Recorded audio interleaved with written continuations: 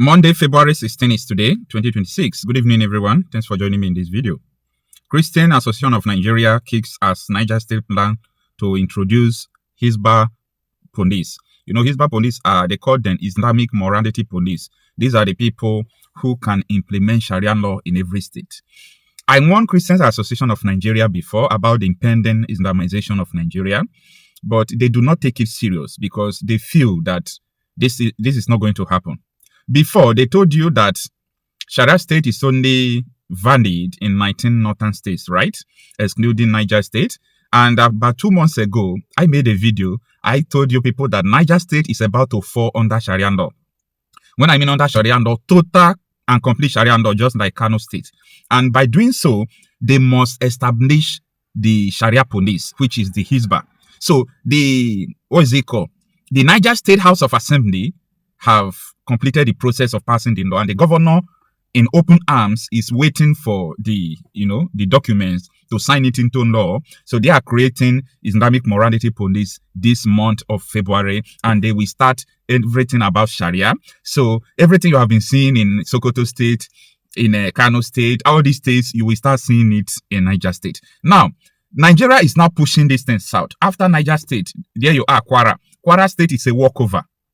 Kogi State has been captured. If you go to the other side, know what is going on in Taraba State. Taraba State is still White Danjuma State, where we have almost 1 million people, which are majority Christians in IDP camp there.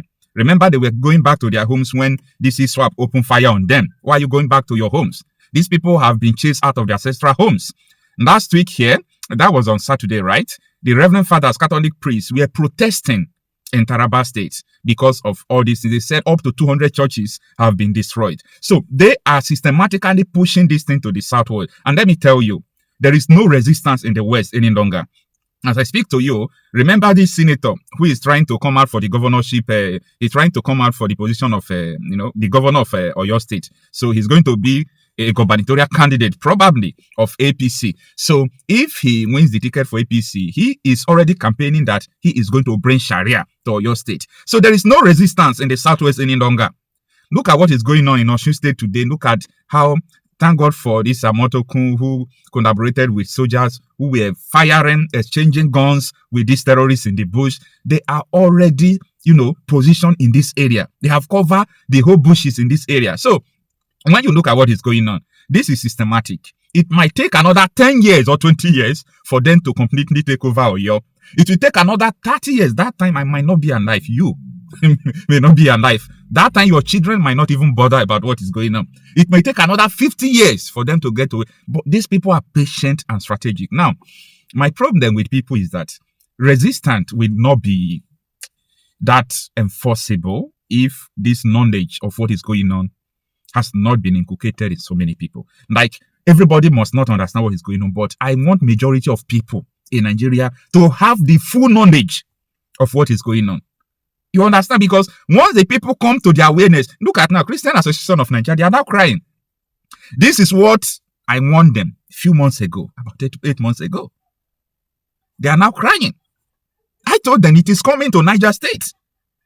After Niger State, where is next? Kwara State. Kwara State is a walkover. Like, what I mean is a walkover.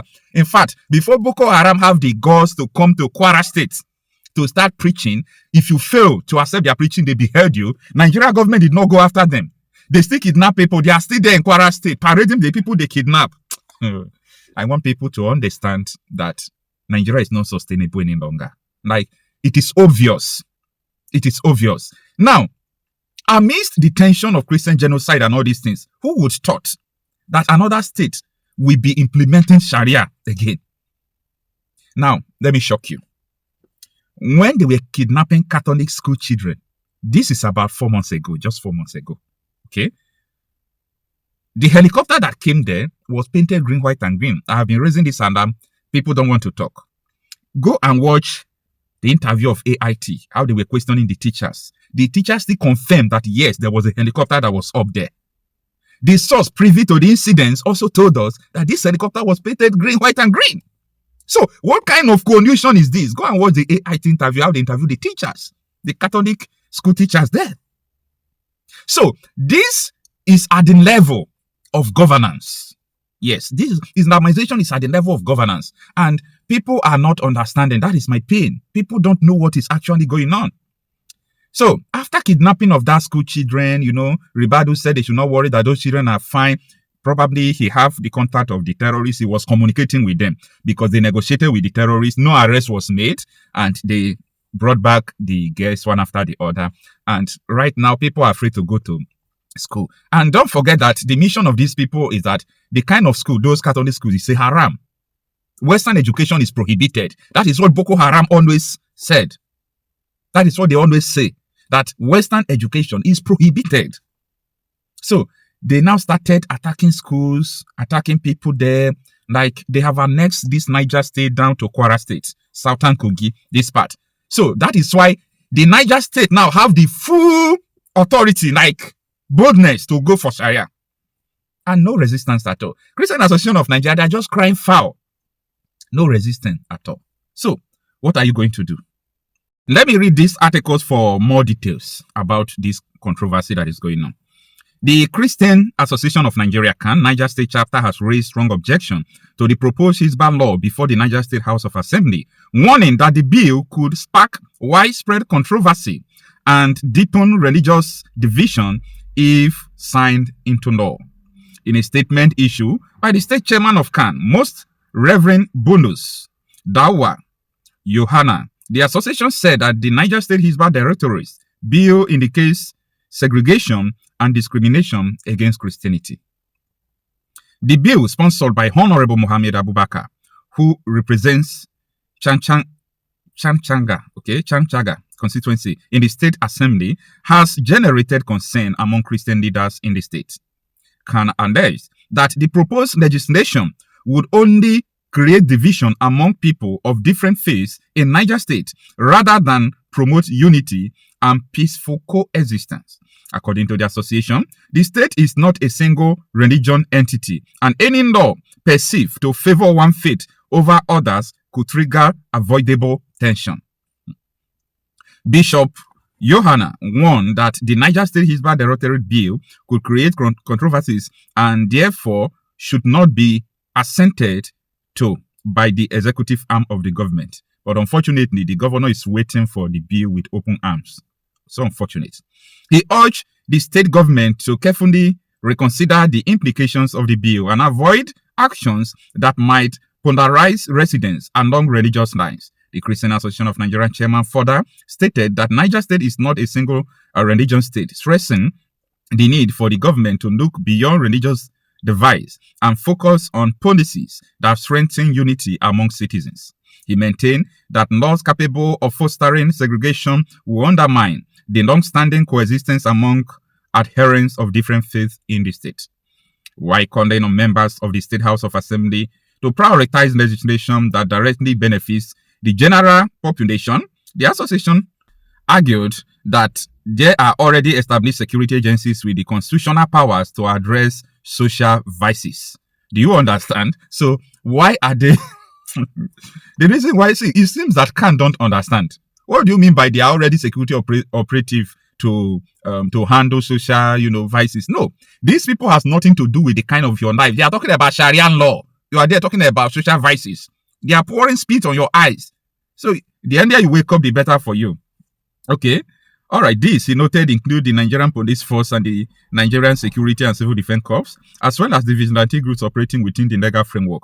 CAN insisted that strengthening existing institutions would be more productive than creating structures that may generate suspicion and controversy. The association therefore called on the state government to refrain from assenting to the bill, warning that its passage into law could inflame tensions and distract from governance priorities aimed at fostering peace, security, and inclusive development across Niger State. Unfortunately, these people are just speaking English.